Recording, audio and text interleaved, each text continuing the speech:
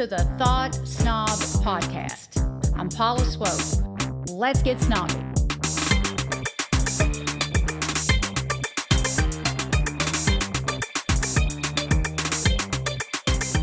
We've had some interesting, brilliant people in this podcast studio, but Meredith White is, she's in a league of her own. She's wildly popular on social media and known as Simply Sober. Her videos have millions and millions and millions of views because her story about recovery resonates with so many people.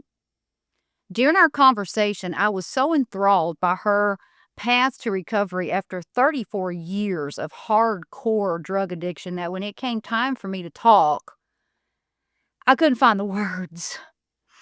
I invited Meredith to come on the show and talk about what she went through with drug addiction and how she got sober, and I swear I couldn't have asked for a more honest, forthcoming, and just downright sweet person than her.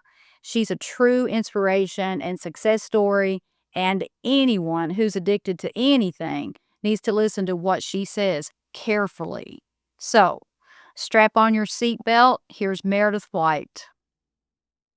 Okay, so I am mega curious after watching all the stuff that I've seen about your story on social media. I'm just really curious if you can tell me when it all started, the addiction, because that right there, that is the core, right? The addiction. Right. Yes.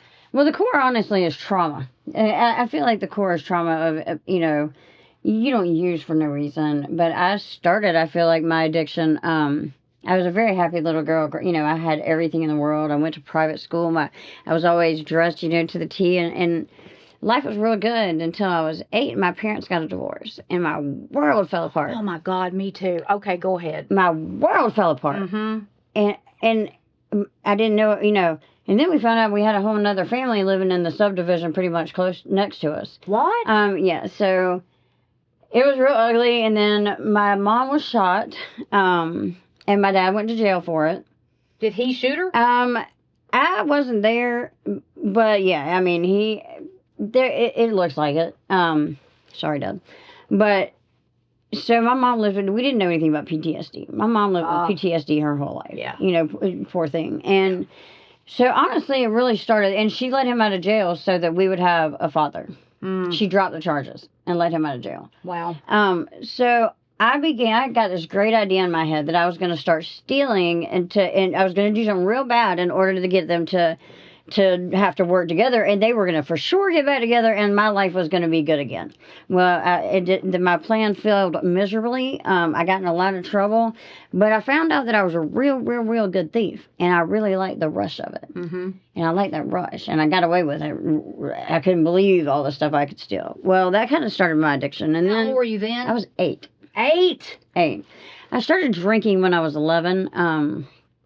2 boys came and brought a bottle of, they went and mixed up every kind of liquor they could and put in a bottle, of their parents so we wouldn't get in trouble. And we drank that and got completely smashed my first time. And I knew I had arrived. I was there. I crawled up my granny's stairs and I knew I couldn't wait to do it again. Mm-hmm.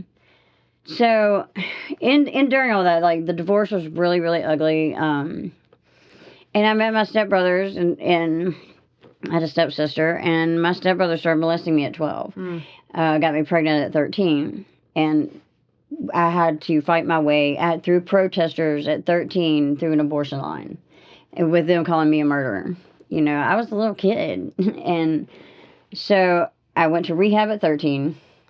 I came out and For alcohol? For alcohol, and my mom found a little bit of bud, and so she was like, "Oh, you're going to rehab." So I just went and found all kinds of new stuff to do. I couldn't wait to get out and try all those drugs that they were talking about. They sounded like they were having a great time. Right. But I got out and tried to be a normal kid again. I went back to school, and I was doing the thing, and I was a cheerleader and had friends, and I was popular and whatnot, but I got caught with a joint in school. So I got suspended. And I became the bad kid. I became the kid that nobody's parents wanted them around. Little did they know it was their kids that gave it to me, So, about that time, I found a 24-year-old boyfriend, and I started going to Grateful Dead shows. And I found cocaine, and I found the love of my life at the time. I loved it. I never did cocaine, and I'll be dead. I never did any drugs because I was too afraid.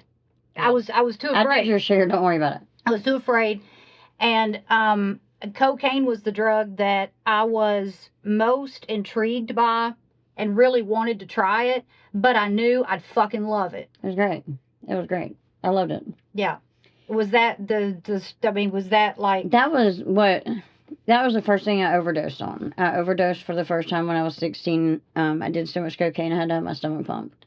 Wow. Yeah, it was bad. So I got sent to the girls' home. And I was real smart in school, but they had this policy you had to show up, and you couldn't just show up and take the test. So they made me do the year again. And at the girls' home, I wasn't going to do that, so I ran away. Mm-hmm. And then I got to be 19, and I met this man, and I met him at the church youth group.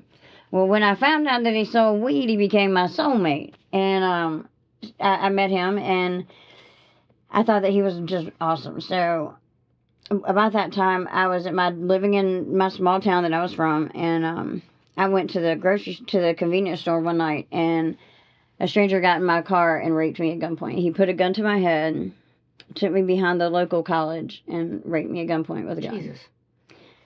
That was real bad. I went straight to the police department. I never saw that car again. I gave it to them. I said, I never want to see this car again.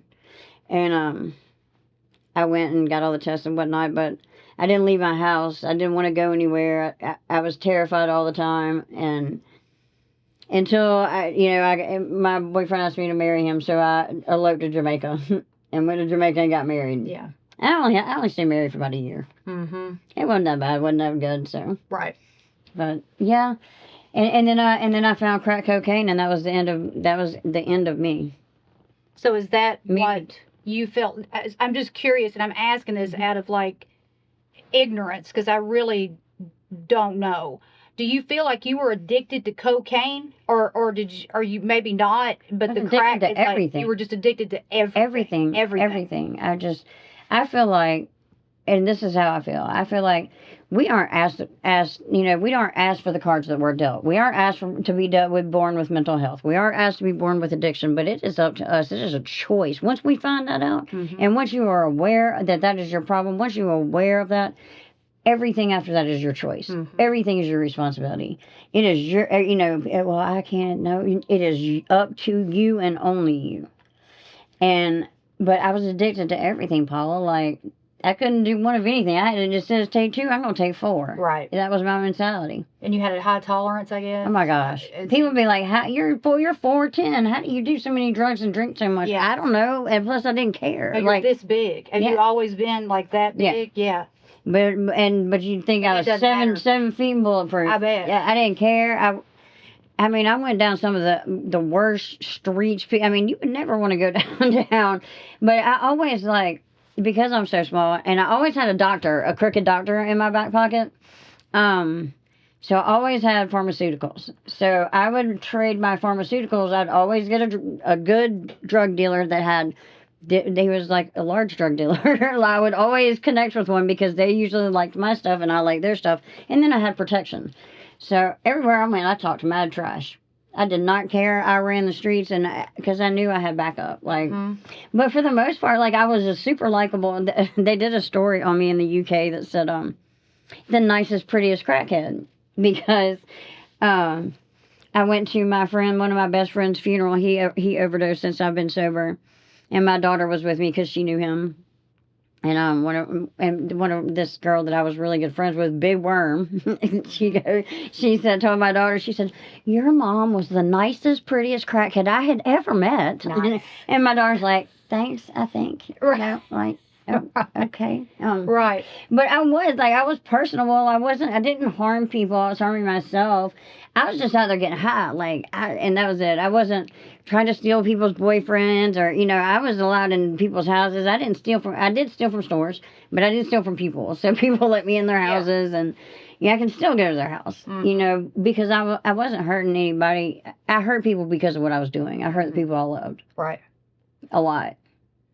God, I have so many questions. So I want to go back to something you said about the crooked crooked doctors.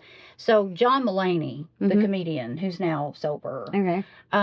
he did a special a while back, and he was talking about his addiction and what he went through and the recovery and all of that. And he talked about how easy it was to find those doctors. Did you have some kind of intuitive sense that you just knew? Yeah. Which ones? And I knew what to say. I mean, I knew I got to get what to say. I knew what to say, and I also, I mean, I had stuff to back it up. I've had back problems. I've had back surgeries. Da da da. You know, I knew what to say, but I had a doctor. You know, they were supposed to be helping me, but they knew, and plus once they knew that I had an addiction and a problem, now it kind of pisses me off. Like now I'm like, you know, I used you, but you took an oath to help me. You know what I mean? These pain clinics need to. You took an oath to help me, and, yeah. You know, and you didn't, and especially mentally. But yeah, I literally got arrested on the 6 o'clock news with the head doctor of mental health in Spartanburg, South Carolina. Oh my God. Yes, he was like the head over. He was, and yeah, I became not a favorite in my town because everybody blamed me. They always blame the woman. They always do. So he come to find out he had done it before, and he got disbarred. We both were on the news, going into the jail. It was my daddy was on his way home from Mexico, and he said he was walking down the tarmac. And there was my face on the 6 o'clock news getting arrested. He said he wanted to go straight back to Mexico. Oh my! Was that the first time you got arrested? No, that was. Oh no, that wasn't the first. Let me see. The first, I guess, was when you were 16. The first time I got arrested. Did you say arrested? Arrested. Oh, yeah. The first time I think I got arrested was I stole a safe, legitimately with my alarm code, with a Golf Pro. We put it so, and I was real dumb. The solicitor really liked me, and it was my first charge, and somehow or another he gave me receiving stolen goods. I don't know how you receive them when I stole them, but I stole them. But I was very grateful that he did. And so the judge was like, Miss White, if you were there was a visiting judge. He said, if you were in my state, you'd be going to prison today. And I was like, sure, I hope you have a nice visit. You know, like, right. Thanks. But yeah, so I got probation. And wouldn't do my probation. I wouldn't stay sober. I would run. I'd move from my probation officers. They hated me. And finally, they caught up with me. And when they caught up with me, they gave me $100,000 bail. And they said, you're not going anywhere. They said, well, you've wasted enough of the taxpayers' money looking for you. So, I went to court, and they said, you got 2 years. I thought he meant rehab, right? No, I was like, he said the Department of State Corrections, and I literally almost fell on the ground, Paul. Like, I was like, he's not kidding. Like, he's for real. Like, I'm getting ready to go to prison. And the next morning, White, yeah, pack up. They put me and one other girl on a bus with pump shotguns and said, welcome to hell, ladies. That was my entrance into prison. I didn't have a bad time in prison because the worst part was you miss your family, of course. You can't even think about, you know. But as far as, like, anybody messing with me, I'm so little, you'd be a punk if you mess with somebody my size. So, and I got the name Clifford the Big Red Dog. So it counted. They'd be like, Clifford! I don't know why they called me Clifford, but I had no problems, you know, except for the first night I went to jail. In jail, I got caught smoking. That's a very bad idea. So I had to pack all my stuff up, get handcuffed, and go to jail. In jail. Well, the next morning you have a little like, she's like a little judge in prison. Well, she let me out. The wrong officer that found me under the girl's bed, wrote the report. Well, I thought I was good to go. I packed my stuff up. I'm going back to my room in prison. No. The assistant warden called me to her office. I've never been, I mean, I'm not scared of very many people, but when I mean to tell you, with this one, when she looked at me and she said, Miss White, if you ever cause a problem in my prison again, there's no deal for you. She said, I'll deal with you personally. I was like, have a nice day. I'm never going to college. I promise I'm going to be a model prisoner. So after that, like, and I pretty much was. Like, I taught school in prison, and I'd see her across the yard and be like, I'm going to church, and I'm going to school. So by the time I left, like, she liked me. And Right. Did you spend the full 2 years? No, I spent a whole year. Okay. An entire year in prison. So I think that's where we lost a year. My whole family and I celebrated my 40th birthday party, my 40th birthday twice. I was actually legitimately 39, and we had a 40th birthday party. I didn't know how old I was. My family didn't know how old I was. That's how bad things were. Bad things have gotten. Right. And even then, like, I couldn't stay sober. I stayed sober for 18 months when I came home. You stayed sober in prison? Oh, yeah. Well, kind of. I mean, I didn't do any street drugs in prison. I mean, like, we snorted sinus medicine and muscle relaxers and dumb stuff. And my brother OD'd while I was in prison. Oh, wow. My oldest stepbrother was like, he's the only one that really knew what happened to me. And he used to sleep outside of my bedroom. And a month before I was getting out of prison, they called me to the chaplain's office, and I said, my brother's dead, and I don't know. I know things that I know things. And I used to think it was because I was high. But now I know that I have gifts that God gave me. Yeah. And that I'm working on. Yeah. But I used to be like, man, that didn't really happen. I'm just high, man. There's no way that could happen. Or there's no way I knew that. You know, and now I'm like, oh, I get it. Yeah. And I'm working on it. And I want to know more. Probably getting your intuition is probably getting stronger and stronger because the drugs and the alcohol will. And I was out there 34 years, so it has taken so long, Paula, to clear my head and to get those long-term effects of drugs. I mean, I went to the Brook, and I did intensive outpatient therapy, but I did it on Zoom because it was COVID. And I went to write. He wanted me to write something, and I went to write, and I was like, I haven't written on a piece of paper in years. Except for maybe sign my food stamp thing. That was it. And I was like, so I literally, and when I came in, all I spoke was slang, like, what's good with you? You know, I even though I was the whitest white girl in the hood, like, I was the whitest white girl in the hood. And that's a whole different dynamic also. That was very interesting. But I had to learn words. I still am learning words. I'm learning punctuation. I pay a lot of attention to how people write because I had to learn how to write. I don't know, and there's a lot of stuff I don't know, so I'm learning all the time. I started my life over at 45, so everything is like new to me, and everything, you know, like all these experiences, and I'm experiencing all these things and with brand new eyes, and with sober eyes, and I want to share so much of what I'm learning with people because I was real closed-minded when I got sober. I'm not downing AA. AA helped me. AA got me sober. I went to 90 meetings, 90 days. I did all the stuff. I did the 12 steps. I did the, you know, all the stuff. But I didn't know until I went on TikTok that there's a whole world out there recovering differently. There are so many paths of recovery. Oh, yeah. And so now I don't care how you're recovering. I just want you to live. Do it. I just want you to live, you know?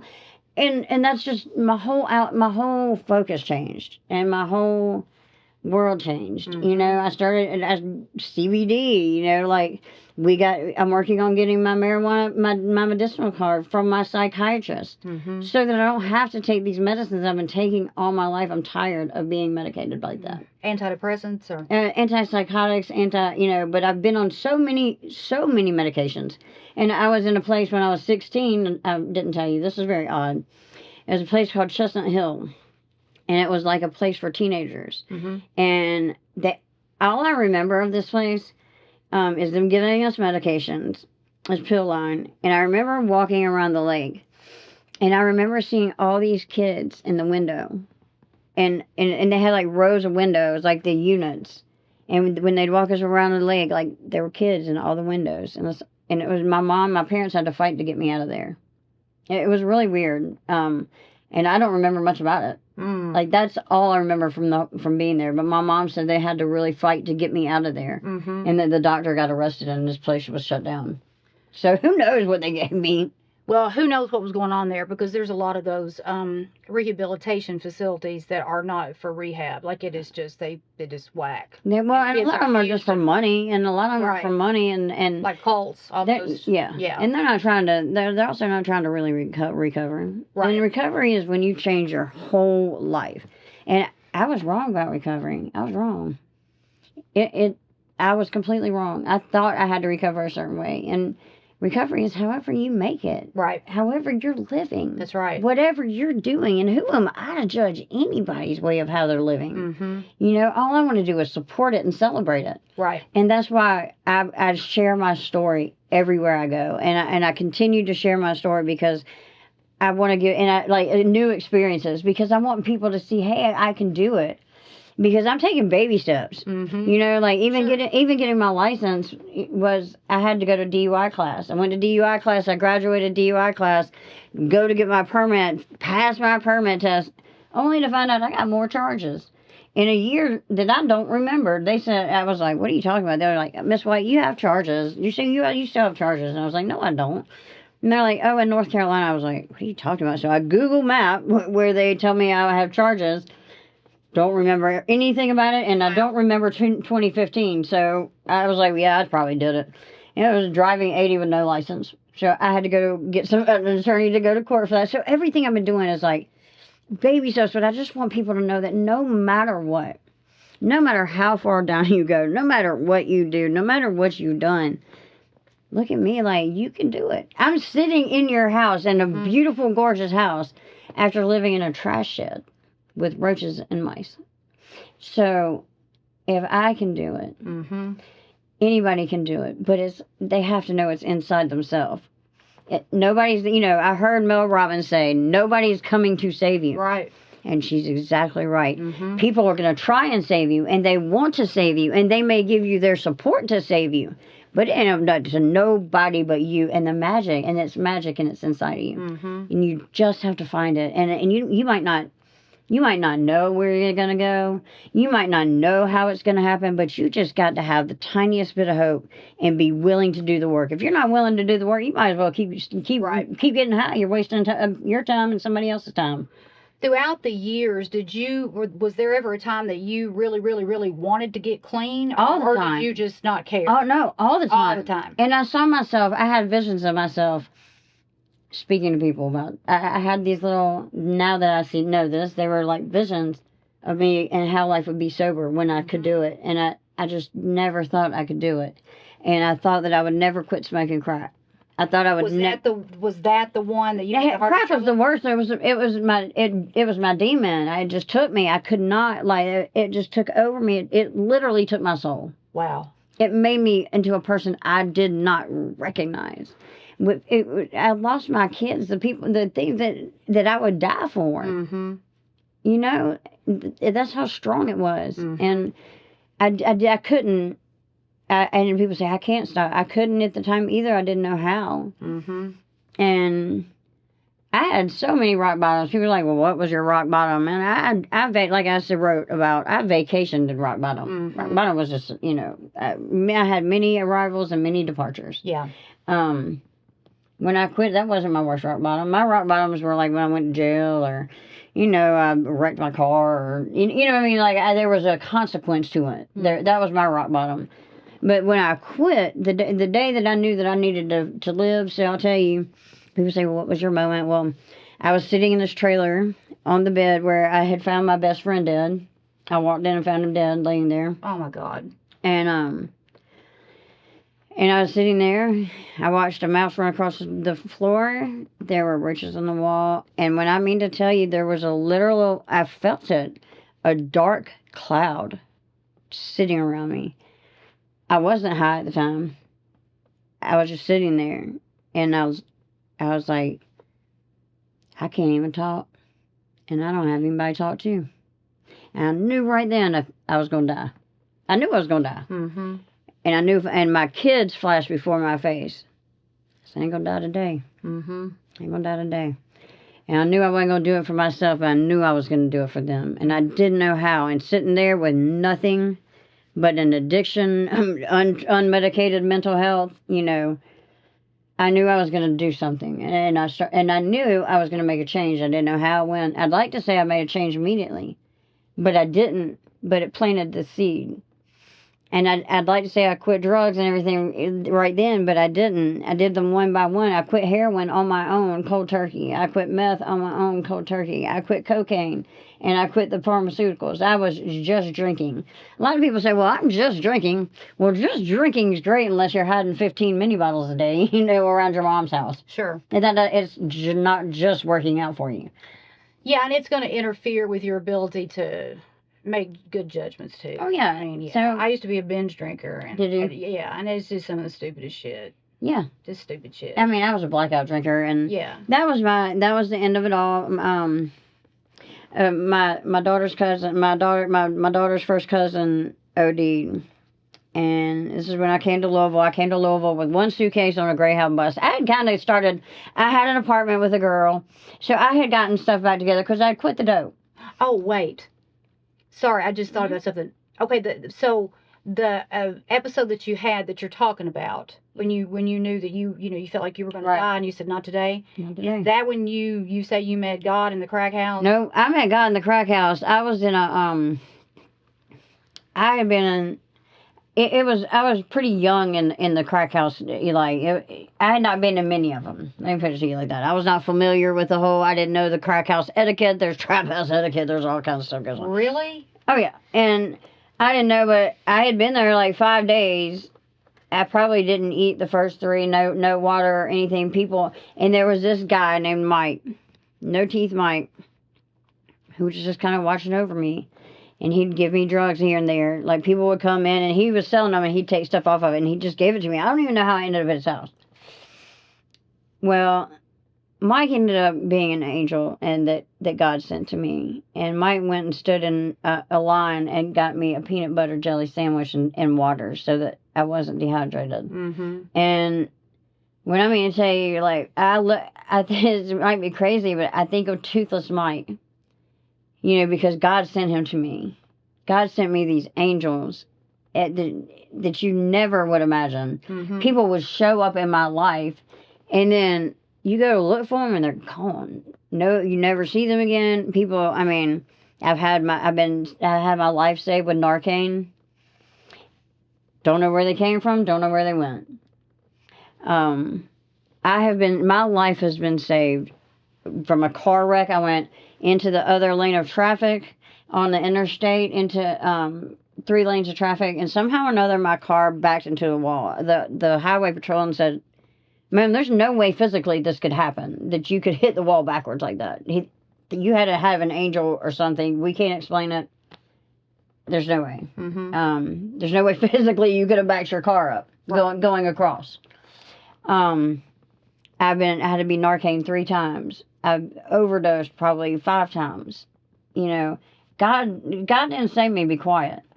And even talking to you, like being out like this, like I love my TikTok, but I hide behind my music because I'm just learning to use my voice. Sure. But now that I'm starting to use my voice, you're good at it. And get out here in Louisville and connect, mm-hmm.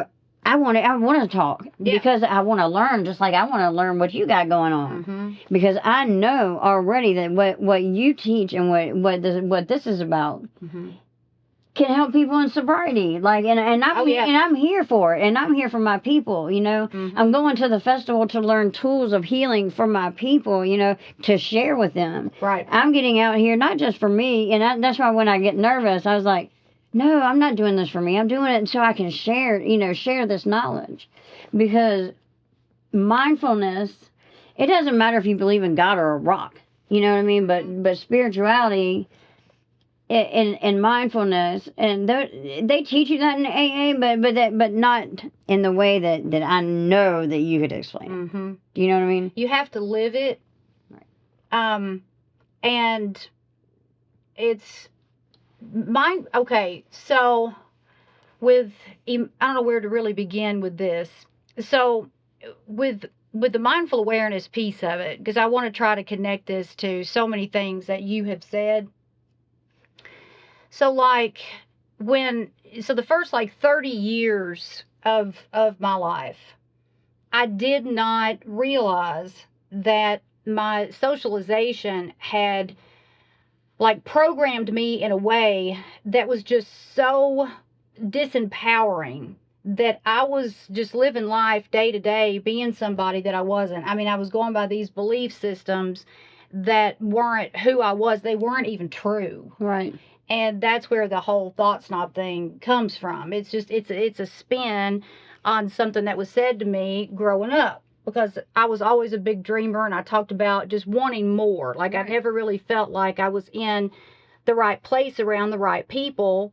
And in my family's defense, they didn't know. They were products of their upbringing. Mm-hmm. And it was a rural poverty upbringing, and it was a fixed mindset. And they just had all accepted that, well, that's just the way that things were. Right. And so did I. And so the way that I broke out of that was to look at the facts. And so SNOB stands for CNU Objective Beliefs. And that's just a fancy way of saying, okay, hey, look at the facts instead of looking at, like, the opinions of other people. And my father used to always say to me, anytime, I would talk about, wanting to do something outside of what they thought I was capable of doing, he'd say, "Girl, you're getting above your raising." Yeah, don't get too big for your britches. Right. I know. Yeah, and this is just like a really, really small example. I mean, I could really, go pretty deep with this, but just surface level, this is like a really small example. From like a very young age, from the time I was 7, 8 years old, I already thought that women were less important than men. I already thought that. Right. I already thought that I was a sick person because I just got sick easily, and my mother always told me that I was frail, just like her mother, and there's just what anything you could do about that. Mm-hmm. It was just like, okay, we're not lucky people because God hasn't blessed us the way that God has blessed this bunch of people. That's just the way things are. Right. And so those belief systems just destroyed me.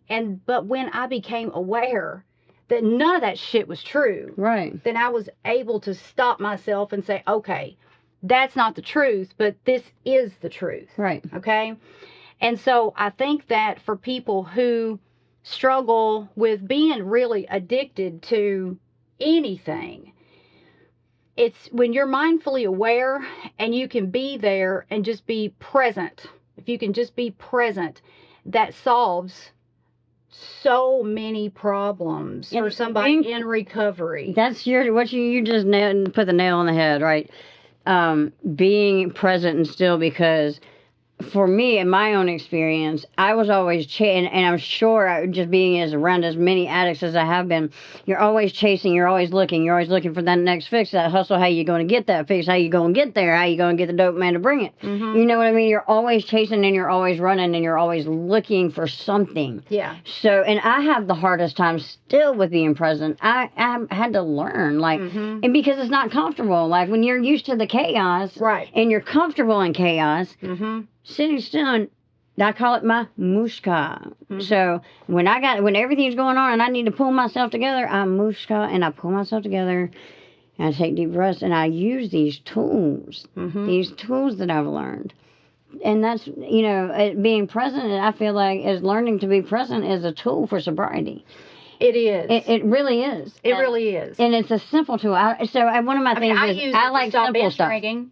I like simple stuff. Mm-hmm. So that's one of my things is simple recovery and simple, simply sober, because I like it simple, because everything else is so complicated out here. Mm-hmm. So keep it simple, like be present, learn to breathe, change your thought patterns. And it's the little things. And I didn't know that there was science to this stuff, so I started listening to Mel Robbins while I was cleaning instead of trash music. Mm-hmm. And she started explaining to me things that I learned from Holly Hartman in recovery, that you are capable of changing your thoughts. Like we have neurons and neural pathways and everything, and they can go and you can make new thoughts and new thought patterns, and the shit really works, man. Yeah. But the thing is, you got to work it. You got to work it. You're not going to do the work. If nothing changes, nothing changes. Well, and we're wired toward negativity bias. Like I was talking about my family a bit ago. self-proclaimed warriors, okay? And you know, my mother grew up in really deep poverty. My father grew up in deep poverty. I mean, this is the type of poverty that's cruel and evil, and you just don't want no freaking part of. And he was so damn determined that he became a millionaire. He still lives in poverty, but he's got a ton of money. Right. And so I inherited all of that junk, that it just right from their subconscious into mine. All of those debilitating belief systems, inherited all of that. And if you don't interrupt it, then you just get another family member and another family member and another one. And it just keeps on going and going and going and going.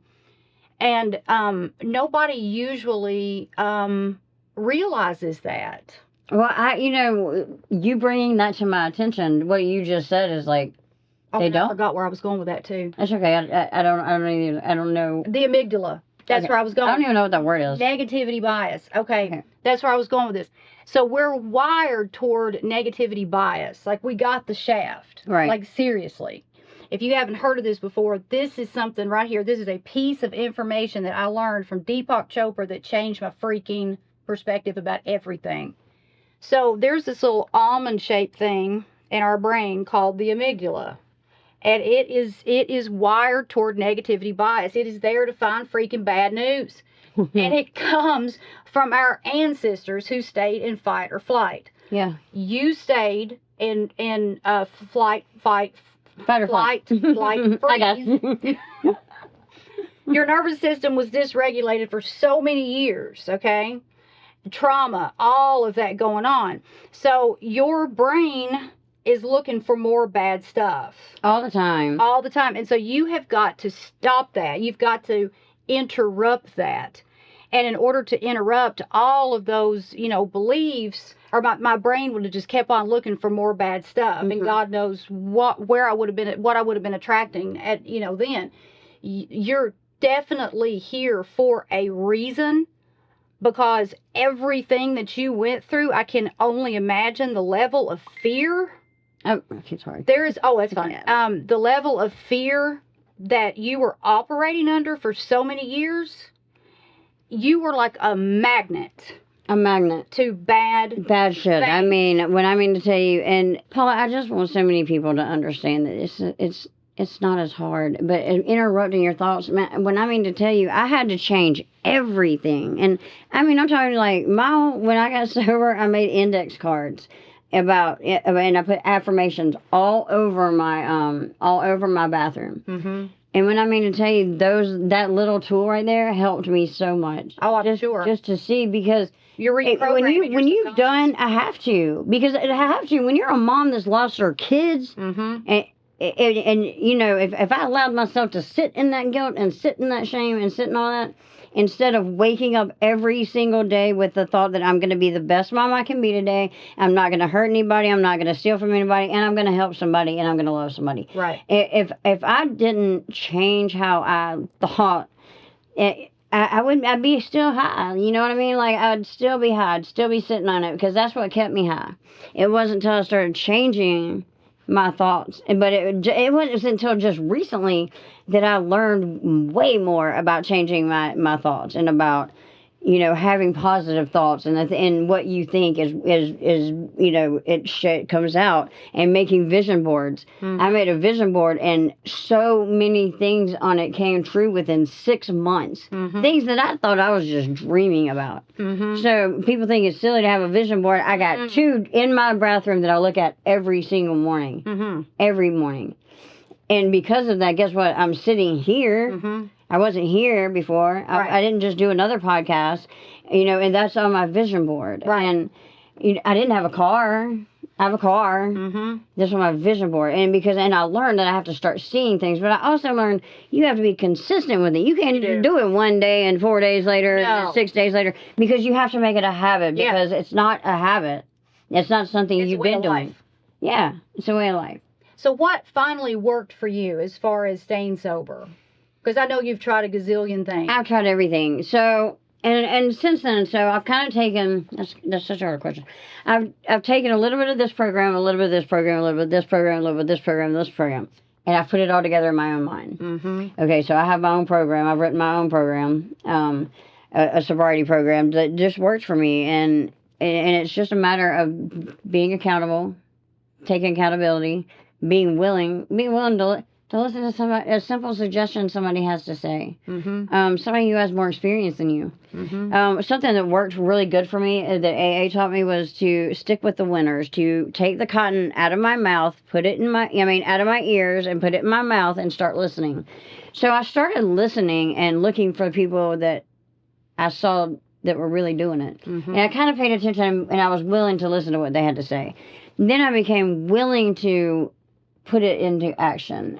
One of my biggest things, and this is one biggest thing that I teach or tell people, is gratitude is not just a list. Gratitude is a way of life. Mm-hmm. When you start living in gratitude, I live in gratitude. I learned to live in gratitude with Holly Hartman taught me this, and then Mel Robbins taught me the science behind it just recently.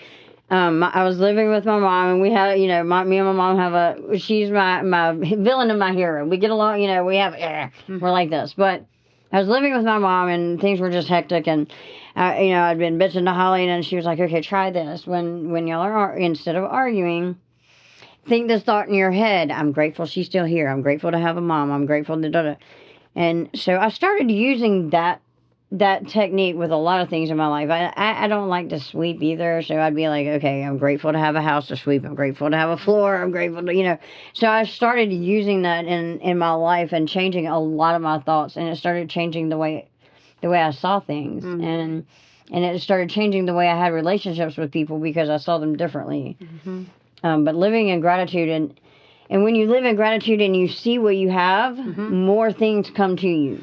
And when you start seeing your abundance, Leah Beaumont Thompson, who published the book that I put in an excerpt in, she taught me about abundance. I didn't know anything about abundance, and I'm like, abundance and all this kind of stuff, at a fairy garden party. I'm not sure about all this, but I'm down for it. And I learned about abundance, and abundance started coming to me, and I started seeing what I had instead of what I didn't have. I don't have a lot of things, but guess what?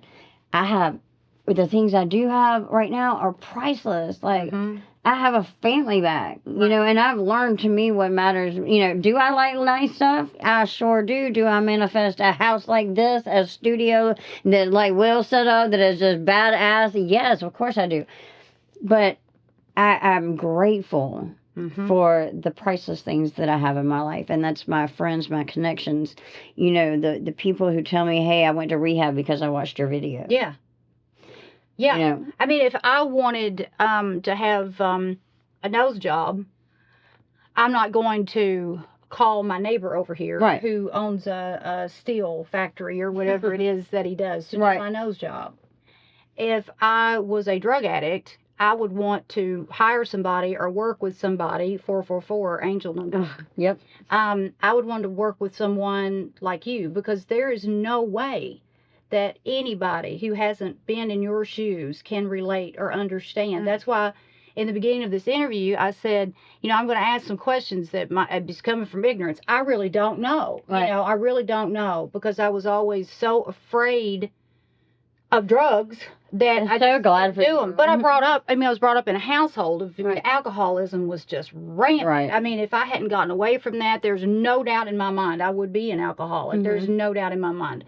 But I won't get into all of that right now. I'm just kind of using that just to demonstrate what I'm saying here about what you've done and how valuable it is with what you're doing now, and using your voice to talk about it, because you never know who is listening. You don't know. And that's why when I don't want to post and I don't feel like it, and I'm like, man, and I'm like, I have to post something. And because, A, it holds me accountable, and B, you never know who's watching. And I've had people get sober with me because from watching my video and connecting with me on TikTok or Facebook.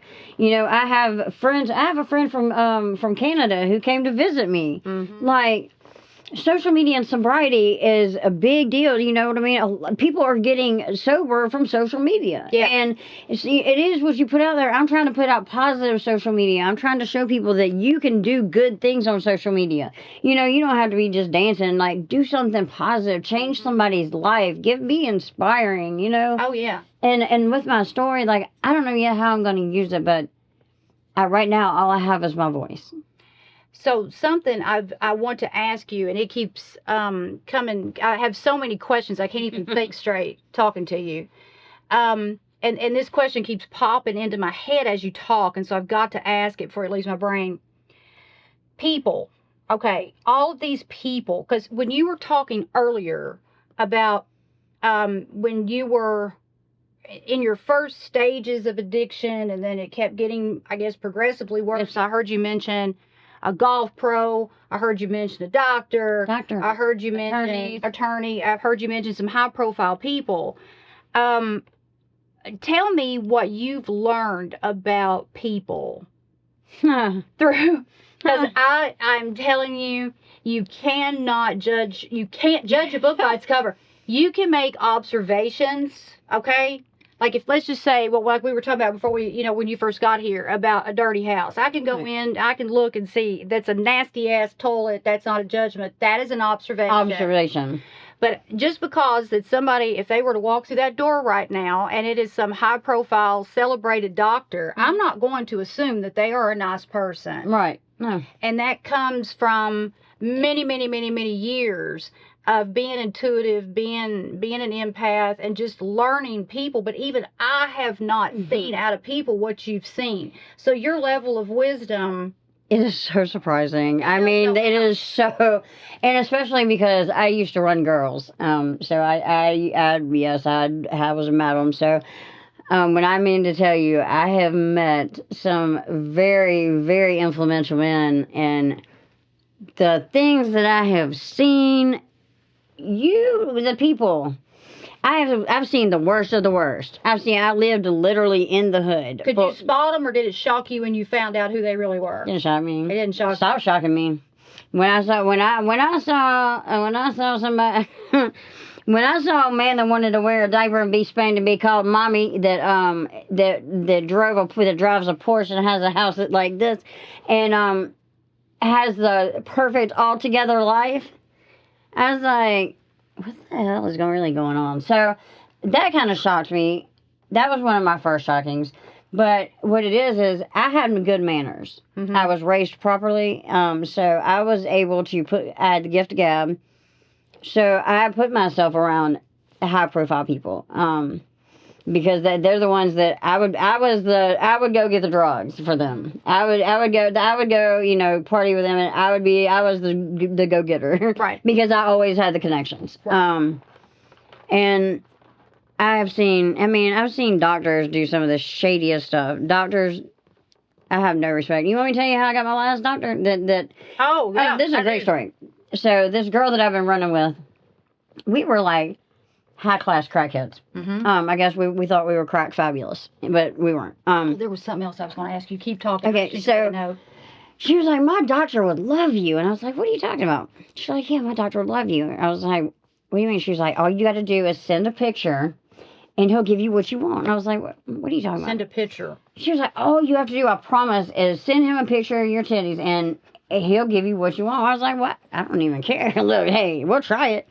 It wasn't 5 minutes. He texted back, what does she want, and can she come to my office at 9 o'clock in the morning? That was Dr. DeGarmo. I'll put his name out there because I don't care. Is he local? He's just, I think they just barred him now. No, he was in South Carolina, but he really, I showed him a picture of my titties, and he paid pretty much my bills for the next eight years. Like clockwork. I mean, I went the next morning. He did a little exam. All he did was kind of do a little side feel, and I didn't care for a prescription of Lortabs and Xanaxes. And then throughout the years, by the time I was finished, I mean, he overprescribed me more medicine and knew that I was an addict. He knew that I had problems because we text all the time. I had his personal phone number. He would text me and ask me to send him pictures. I sent them to him all the time. He sent in false prescriptions sometimes for me. But this man, he was dirty. Like, and and attorneys, I had a good attorney. God bless his soul. He was great, Albert. I mean, he would come get me, and sometimes he'd leave me in there if he thought I really needed to stay there. Mm-hmm. And so yeah, but I saw a lot of people. I mean, and I can be in the gas station or something, and I can feel behind me when somebody walks up and they're not good. I know it. Mm-hmm. And I have such strong. I mean, I lived in so much fear all the time. I've been robbed at gunpoint with guns by men en masse, where I thought I was going to literally die. I lived in so much fear, Paula, that you start to expect it, and that's what I was saying earlier. It's 1,000 wonders, because you were for so long, you were such a magnet for everything fearful. That's why a lot of women report when they report being raped more than one time. It's always a story like that. It happened to me again. It happened to me again. It happened to me again. I can't tell you the amount of times I've been sexually abused. I can't tell you the times on the streets that things have happened to me. I can't. I can't count. There's too many. And I'm going to tell you, people are like, how do you do it and keep a smile on your face? Even when I was on the streets, I kept a smile on my face a lot of times because it was my choice. Mm-hmm. I was living in hell, but it was my choice to smile. Mm-hmm. I was making the decision to screw up. I was going to make the best out of it. Mm-hmm. And I already knew that. And then when I came to Louisville and I got sober, so, I decided my daughter's first cousin overdosed, and I decided to start drinking through a straw on the way to the soccer game, my son's soccer game, with my 16-year-old daughter driving the car. I end up tripping over the trash can in front of all the spectators at the soccer game, making a complete ass of myself, embarrassing my family. I got in a fight with my 16-year-old on the way home from a fist fight. I didn't touch her, but she got me on the way home. She threw my phone into the interstate. We got home, and I looked at my mom and I said, I need help. I need it right now, and I'm going to go call somewhere. Will you take me? Mm-hmm. I can't do I knew I had embarrassed my family right then, right there, and I knew it's got to change, and it's going to change right now. And I knew right then I was going to get sober. I knew that was it. So that was it. I knew that was it. Never again was I going to I knew it. Mm-hmm. The same way I knew I wasn't ever going to do heroin. I came up here to visit one time. I was sitting there looking at my kids. It was the year before I got sober, and I said, I'll never stick another needle in my arm. And I didn't. And like I said, we aren't asked for the cards that we're dealt. Mm-hmm. We're not asked to be born with addiction. We're not asked to be born with mental health. We're not asked to be born with, with deformity or whatever. But once you find out that you're an addict, an alcoholic, or whatever, every choice after that is up to you. Every time you go pick up again, it's your choice. It is your choice. Mm-hmm. And you know what? Nobody, like I said this before, Mel Robbins said, nobody's coming to save you. Mm-hmm. And guess what? They're not. No. They're going to help you. They want to save you. They want to do it for you. And they can't. The only person you can do it is you. And that sucks. But because it'd be really way easier if somebody could help you out. But until you make that decision, until you make that choice that you want to live, and that you're willing to do the work, and it's not that hard. It's, and that's why I call it, simply sober. And there's so many paths. Pick a path. Mm-hmm. Pick a path. I don't care how you're sober. If you're Cali sober, you're sober. If you're sober from heroin, but you might have a couple glasses of wine because that wasn't your problem, you're sober in my eyes. You're living a productive, I believe in harm reduction. The Kentucky Harm Reduction Coalition, listen to this. I went to their podcast the other night, Paula. A man overdosed on the sidewalk in front of my eyes, and they saved his life right then, right there. Like, I believe in a lot of different ways now, and pick a way that works for you. Right. Pick a way. There's so much judgment out here, and so much stigma, and around so many things. That's why people don't get out there and don't tell them, well, guess what? I think no matter how you're doing it, to me, is beautiful. I just, and people talk about harm reduction. Well, what, you're just saving their life, or they're just going to keep using, or da-da-da. Well, you can't recover if you're dead. Right. They don't have a chance if they're dead. Right. Had somebody not Narcaned me, I wouldn't be sitting here having this conversation with you. Right. You know, and it's, I just want people to know, like, it's not as hard as people make it. And don't make it as hard. Don't get me wrong. It is hard as hell. But it can be, you can do, you don't have to make it as hard. You don't have to do, check this off. As soon as you make the decision that you want to live and you're willing to do it, guess what? You're in recovery. You're recovering. You become, that's my thought. Yeah. That's what worked for me. But I had to move, for me, recovery is mind, body, and spirit. You have to change your thoughts. You have to change the people you're around. You do. And when I got to Louisville, when I got sober, I was like, I don't know what kind of business I'm going to have, but I'm going to start connecting. I got on the Louisville Women's Connect. And I got out there and I got people started, I want people to know my name because when I have a business, guess what? Everybody don't know Meredith. That's right. And, and I get out there and I connect. I didn't have a driver's license. I had no way to get out and meet people. So guess what? I got online and I started connecting and meeting people because these connections are so important.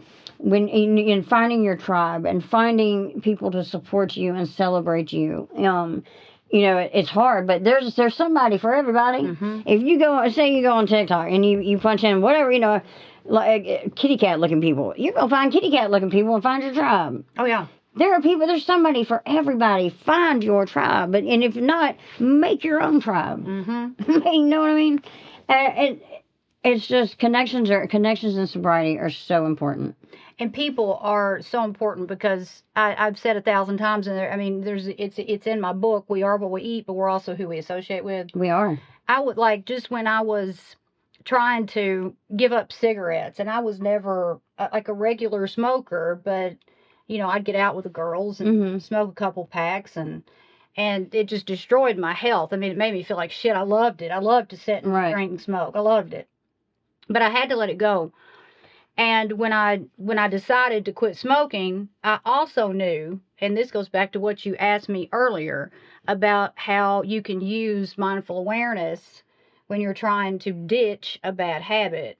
I knew that if I continued to get on that phone in the evening with my friends and sit there with a beer or whatever, that I was not going to be able to stay away from those cigarettes.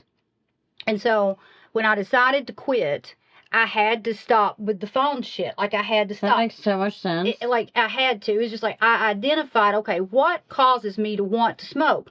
Because I didn't want to smoke all the time. See, I'm trying to quit vaping, so I feel like I needed to hear that. I feel like I'm being called out. I'll tell you why I gave up the vape. Because I started vaping, and I was way more addicted to that than I ever was cigarettes. It's harder than any drug I've ever put down. Oh, my God, it's so hard. You can ask him. I mean, that's the hardest thing. It's the hardest thing I've ever. I started having laryngospasms. Do you know what those are? Oh, my God. So, they're not, they won't kill you, but they will scare the living daylights out of you. So, what happens is, you can't breathe. Like something, it's like forgive me, I have no real medical knowledge of this, but it's almost like a muscle spasm in your larynx or something. And it just catches you and you cannot breathe. And it lasts for about 10, 15, sometimes 20 seconds. Oh, no. And you start making it's a really distinctive sound. It's a wheezing noise. I mean, that's what it sounds like. Well, the first time I did it, I was in the bathtub. And I was like, oh, my God. I mean, when I came out of that, and I'm like, what in the hell caused that? Then it happened the second time. I was like, okay. And I got online, and something just told me, Paula, it's that vape.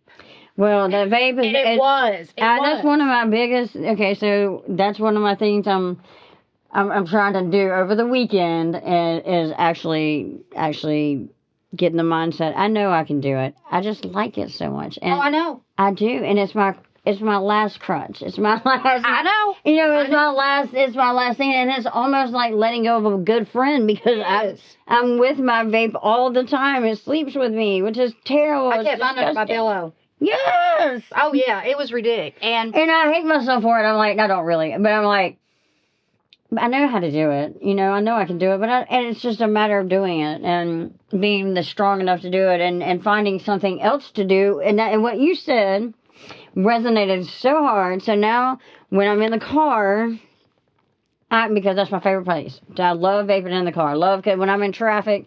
So I guess I'm going to have to keep some lollipops in the car or something and do something different. Mm-hmm. But thank you for that, because that did change. That changed what I'm going to do something different and put a different habit in place, because I know it's going to work. Because I know this. You know it will. I mean, I already know. And I had to think, okay, when is it that I, when is it I want to smoke or use the vape and so I identified things, and I'm like, okay, I'm going to have to stop going out to the country club and sitting at the bar and drinking. And so when I stopped doing that and I stopped talking on the phone in the evenings, because I'd go home after work and just talk on the phone and bitch and drink and smoke. Well, that added to the binge drinking. It added to the smoking. Right. And although I wasn't doing it every day, when I did it, it was excessive. Now, when I got on that vape, it was every day. It was all day, every day. All day, every day. And so I'm like, all right, I got to give up this, and I got to give up this. And if I can go without anything, if I go without something for 3 weeks to a month, I'm good. Yeah. It's over. I mean, the habit. If I can make it the first 2 weeks, I've got patches, so it's just. I used those. I want to go and go get to where I'm just serious, because I'm tired, and I don't want to be like my mom. My mom's got lung cancer. Oh, does she? She got, like, this is what I've been dealing with. Like, she had the surgery. Right now she's cancer free. Which she was supposed to start chemo last week, and the day before they called us and said the scans were clear.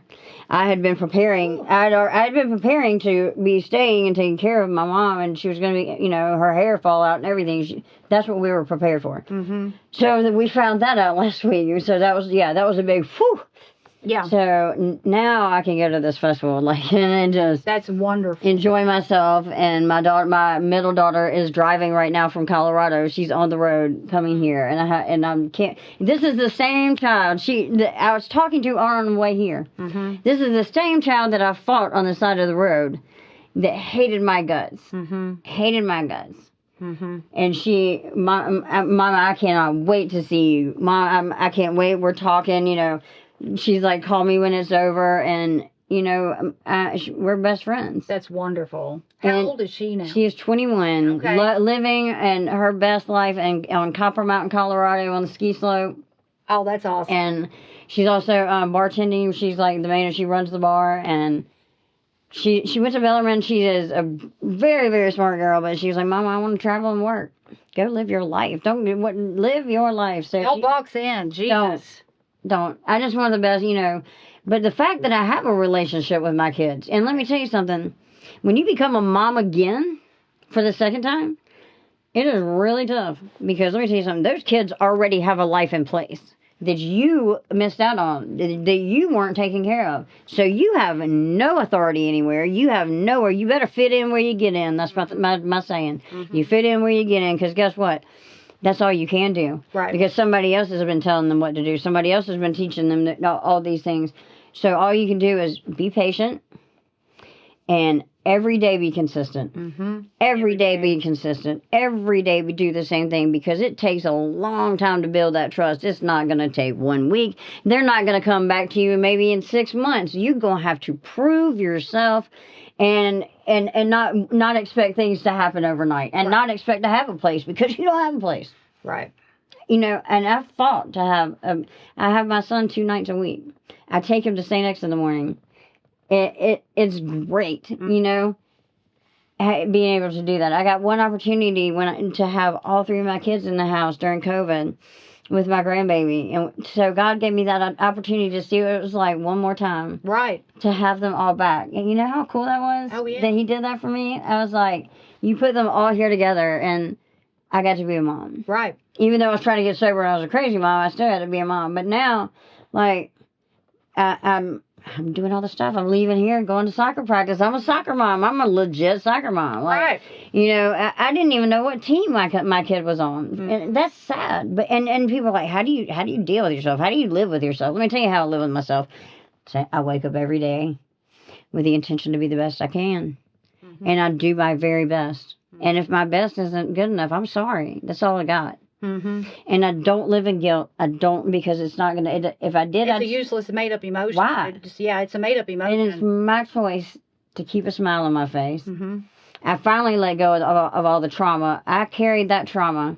I carried that anger from being 13 years old. It ruined almost every relationship that I ever had. And I was finally able to sit in some sunflowers. My brother lives in Asheville, overlooking the Blue Ridge Mountains, and he has these amazing sunflowers.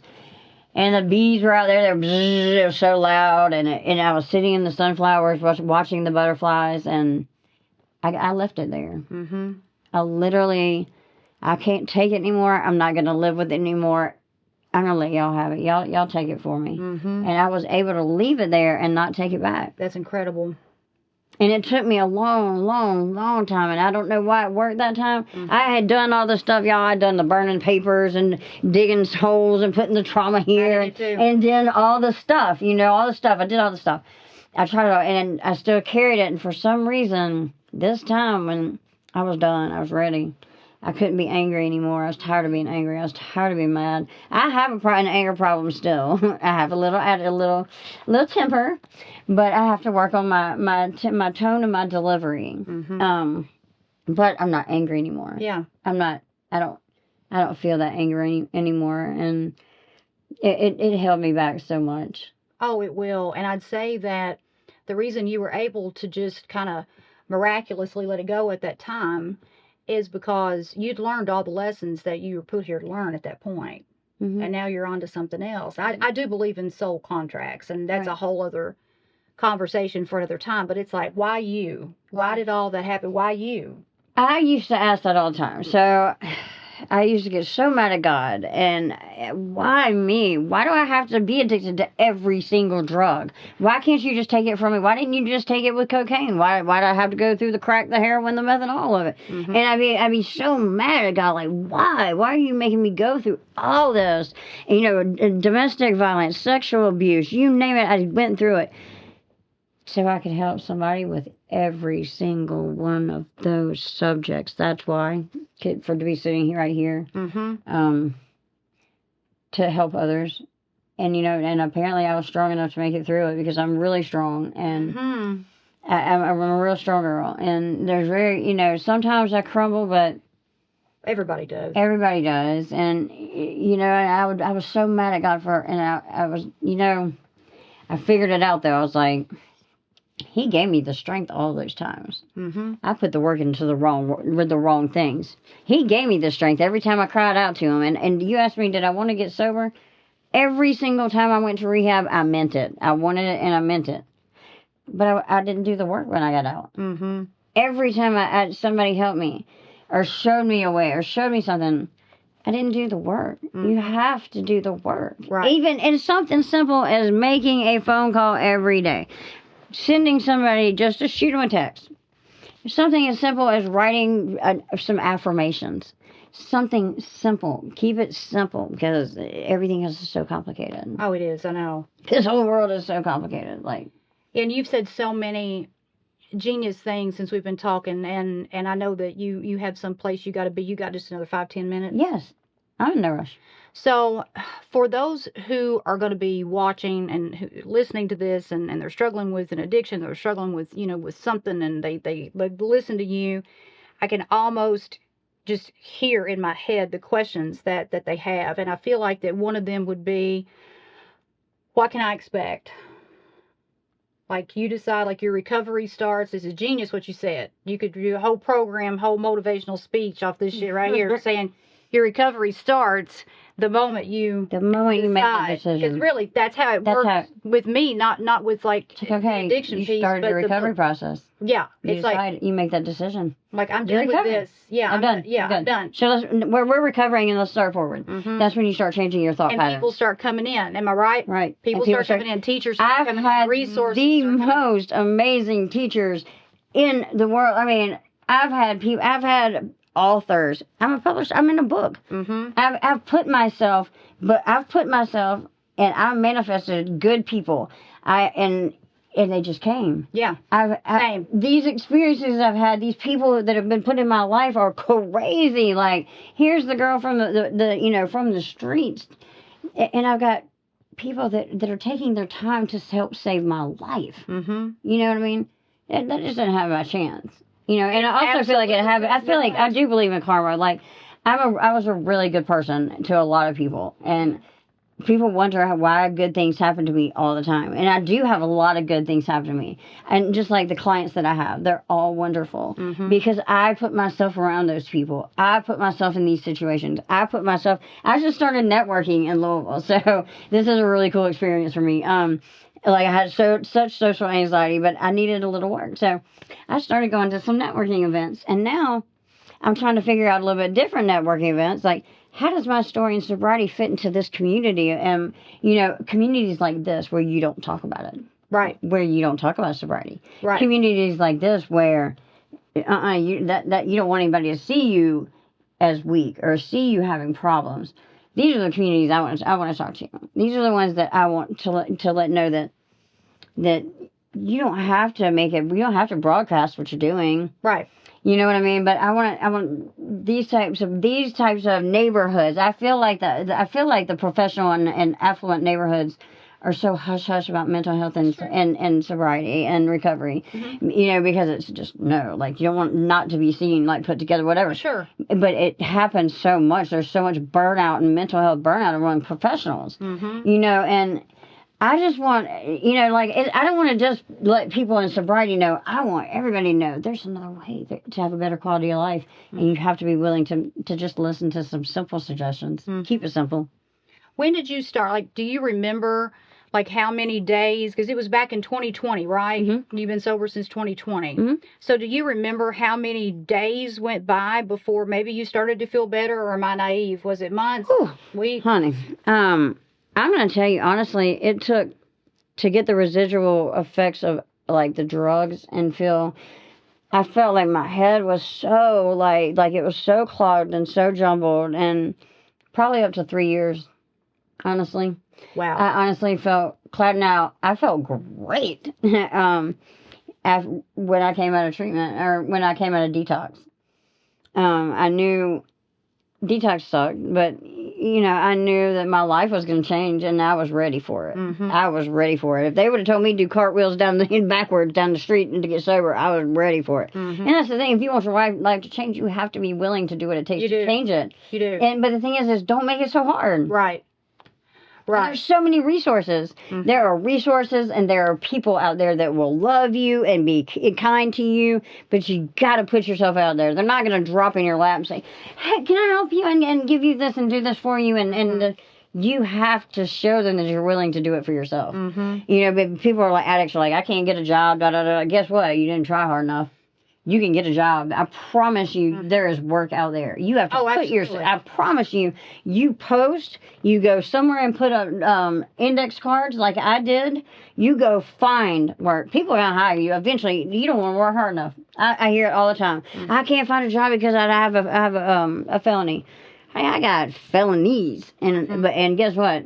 I worked for an oral surgeon. I have the alarm code to people's houses. I work for realtors that I get their houses ready to be listed. You know what I'm saying? Mm-hmm. Don't tell me that. So right. I don't want to hear it. Like, I get really upset with excuses. I listen to enough of them because I've said so many of them and I get it, but I don't want to hear it. No, you can. It's all about. And people, when they make a decision and they want to improve their lives, if they genuinely want to do that, all they got to do is make the decision, walk the walk, talk the talk, stay consistent, and the resources will show up. Resources will show up. And what you were saying earlier about people coming to you, and that condescending bullshit drives me nuts when people are like, oh, how do you live with yourself? Okay. Yeah. Every single person on this planet has trauma. Everybody. And I don't know where people get that it's okay to rank trauma or judge trauma. Yours isn't as bad as mine. Yours is as bad as mine. Yeah, I went through this. Okay. Yeah, so, and if anybody is struggling, don't compare yourself to anybody else. None of us are perfect. Your bad was bad enough for you. My bad was bad enough for me. And they're all different. They're all different. But guess what? our stories may be different, but we know the feelings. The feelings are the same. The things we went through, the shame, or whatever you went through, all that is the same. Our stories and the words are different. But the feelings, I know what it feels like. You know, like I can go in a room full of people and I might not know their stories, but guess what? I know them. I get them. I understand them. Right. I know where they've been. I know it's been real hard. And it's been real hard in different ways for people, you know. Everybody's bottom is a different bottom. And you have to respect that. You have to respect that and don't judge it and just try and celebrate the next person. And don't make meaning about that person. Don't let your mind start making a bunch of meaning and create some story about somebody that you just see. Try and see people. Try and see people in a different way. Like be kind and you know. I always say Meredith White brings the light because I try and bring the light where I go. You know what I mean? And try and be that light. Right. Try and be that reason somebody smiles today. Because you know what? When you help somebody else and you do something for somebody else, it just makes you feel so good. And guess what? That's when your blessings start coming back to you. And just do it. Just be a decent person. Right. You know what I mean? It doesn't cost anything. No, it doesn't. Not $1 single to say, hey, I like your shirt today. Right. You know, and because I can always. My son is like, Mom, do you have to talk to everybody in the grocery store? And I'm like, yeah. Well, maybe sometimes. But if I see somebody who has made an effort on how they look, I'll find something about that I honestly, genuinely like. Yeah. And I'll tell them they look great today. It doesn't cost me anything. And you know what? That might have been what they needed to hear today. That's true. And so, and it's like making that one decision that you want to change. That doesn't cost anything either. It doesn't cost a thing. So that's the first thing that someone needs to do. What would you say the second? The first thing is make the choice. The second thing is become willing. And then the third thing I would have to say, because you have to, I don't know. I kind of have a thing where I tell people, you make your choice, you become willing, you do the work, you find your path. Find your path. There's medicated path. There's medicinal marijuana. There's Suboxone. There's abstinence. There's 12-step programs. There's whatever. Find your path, and then do the work. And it's not that hard. Right. Find what works. And don't box yourself in. Don't box yourself in. Find what works for you. And you know what? You may and know that however you're recovering and however you're living, you're in recovery. Don't let anybody tell you. It is nobody's business. Let somebody tell me because I used cannabis for, like, when I had knee surgery. I ate an edible instead of a narcotic. Tell me I'm not sober. Right. Okay, I wish you would. Ask my children. Ask my kids that I'm going to go pick up if I'm sober. Right. I promise you, you'll never see me high ever again. I never want to be high. I never want to feel that feeling again. I just generally don't. Like, I don't know what it is. I don't have cravings. I don't. None of that. Once I was done, it was done. Yeah. I have a box of wine in my car I'm taking to the festival for other people. Yeah. Because I'm sober, but I don't think everybody else needs to be sober. Just because I break out in handcuffs doesn't mean you do. Right. You know what I mean? So I think just becoming willing is the most important thing, I think, or making that choice. Okay. But when you make that choice, you got to make that choice that you're going to stay consistent and do it. And it might, like I said, it might be something as simple as affirmations every day. You're going to be like, this is dumb. But guess what? Though. But guess what? They work. That's how that's 2 weeks later, you're going to go, man, stuff kind of works. You know what I mean? It does. And little simple suggestions like that. And you'd be like, why is it? I'm trying to keep the dope down. I'm not trying to do that. No. It works. I don't know why it all works, but it works. It works. Because you're changing your thought pattern. You're not thinking about you're rewiring in your the morning. brain and your subconscious. And we can do that. Oh, yeah. We have the capacity to rewire our brain. At any minute. At my every thought used to be smoking crack and getting high. I don't think about smoking crack and getting high. Right. You know why? Because I changed the way I thought. I had to. You had to. And I'm still changing the way I think. I'm learning. I'm learning about how to think. Right. I'm learning about new ways to think, so that I will have the best quality of life possible. And that's why I love, like, meeting people like you that have things to share, to share to the recovery community, because I feel like those are my people, and I want them to know that they're, everything I learn, I want to share it with them. Like, hey, guys, guess what? This is stuff I wish I knew. Right. I wish somebody had shown me or told me a while ago, or I had seen somebody doing it. Like, wow, I could do that. I saw a guy doing this is how I started doing TikToks. I didn't really have anybody to talk to because it was Corona, and I just, came out of detox, and my family was just kind of tolerating me at the moment. And so I was like, I got to talk to somebody because I need some connections. My son got me on TikTok. I opened up TikTok, and the first one was a guy doing a recovery live, and I said, I'm going to do that. I did. I don't like doing them, but I do. And so I've done it. So, and I've always had a thing that I said, anything I set my mind to, I can do it. Yeah. Because anything I've set my mind to, if I really work hard at it, I'm going to do it. And because I don't stop till I do it. I just want to very, very quickly tell our people, when you start using those positive affirmations, and when I first heard about them, I thought it was the cheesiest thing ever. I didn't understand it. I thought, you know what? My way ain't working. I'm going to give this shit a shot. And so what happens is our subconscious control 90-something% of our behaviors. That's where all of our habits come from. Here's the glorious piece of this. Our subconscious will believe whatever we tell it. Right. Everything is perceived as reality. When we envision what we want, our brain interprets that as it's actually happening. Right. That's where manifestation comes in. That's where we are magnets for what we think about most. So if you wake up in the mornings and you think, well, I'm unlucky, I don't feel well, this is going to be a horrible day, so your subconscious is going to believe that, and it's going to control. You're going to have your bad day. It's going to control your behaviors, but if you switch it up. Even if you don't really feel it, even if you have to kind of fake the funk.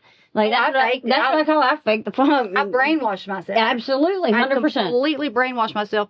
And one day I woke up and everything that I had been saying was suddenly true. So that is a really, really good thing to talk about with people who are thinking about getting sober, if they're contemplating it, or if they're in recovery.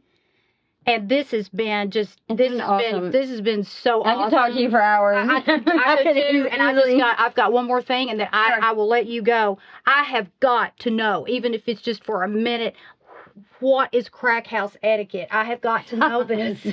I have got to know. Crackhouse etiquette. So, Crackhouse etiquette. There is Crackhouse etiquette. So, first of all, you don't sit too close to somebody's stuff. Crackhouse etiquette. You don't have sex in the room.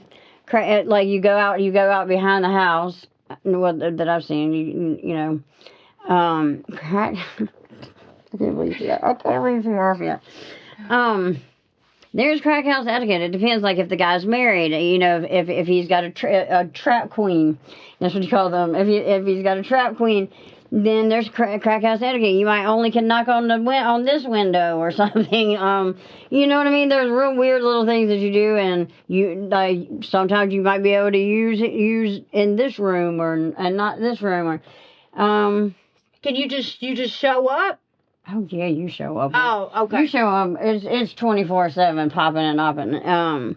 If it's a legit crack house, like, they don't go to sleep. The light's always on, like Motel 6. But, I mean, I would, and I didn't care. Like, I always had a drug dealer for quite a long time, and mine passed away, OD'd, but they would be so mad at me. I would knock on their door so many times and wouldn't have no money and did not care. But I had the best credit. That's why I had to leave the whole state. Because I had such good credit. I always paid my drug bills. I made sure I didn't leave the state owing anybody, but I always paid my debts.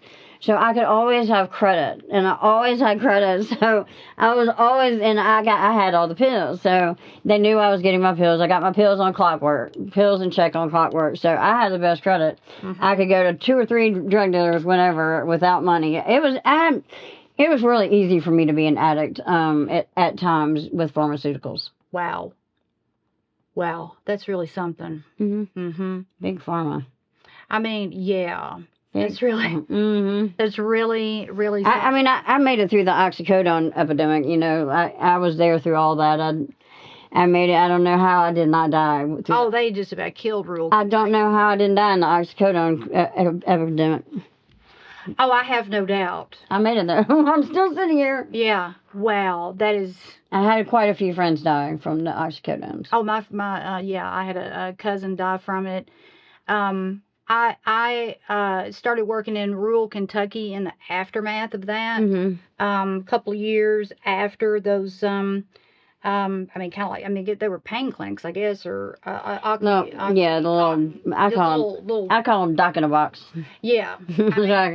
Yeah, they got those coal miners on those. Man, I had a doctor. Really, really bad. I had a doctor's office. This is way out in the country, in a little bitty building, and they had a trailer pharmacy in the back. Yeah, that's what it was like. Yeah, that's what it was. It's really messed up. Really messed up. Mm-hmm. And I was getting lots of pills. Wow. And then that was back in when you could tell him you lost your pills, and he'd call them back in. And then I went through the doctor shopping, so whenever you used to doctor shop, I used to get them from several doctors. And I mean, I've been through all those, all those different things. Yeah. And like I said, Paul, God didn't say me to be quiet. I don't know, really, like, I want to use my story here in Louisville, in my city, and get out in the schools and tell, and get out around in the schools, but I want the world to know not to give up hope. No. And I want people to look at me and say, hey, man, she's doing it. I can do it. Mm-hmm. I mean, I was down there. I was at the bottom of the bottom. Mm-hmm. I lost everything, including myself. Right. So anybody can do it if I can do it. Mm-hmm. And I keep my DMs open if anybody wants to reach out or need me. And if I can't help, I'm really easy to find resources. Mm-hmm. There's a lot of resources out there. So we'll wrap up with just letting people know how they can find you. It's Simply Sober. Simply Sober on TikTok. Handle, I think, on TikTok. Yeah. And then just Meredith White on Facebook. Meredith White. Mm-hmm. Or you can join my Simply Sober or the Simple Recovery Society. And we'll put all this with the episode. So I have just had the best time talking with you. I have too. I could keep going, and I'm already like 30 minutes up. I know, right? So I'll shut up. But yeah, this has been great. I know. I enjoyed it so much. Mm-hmm. Thank you.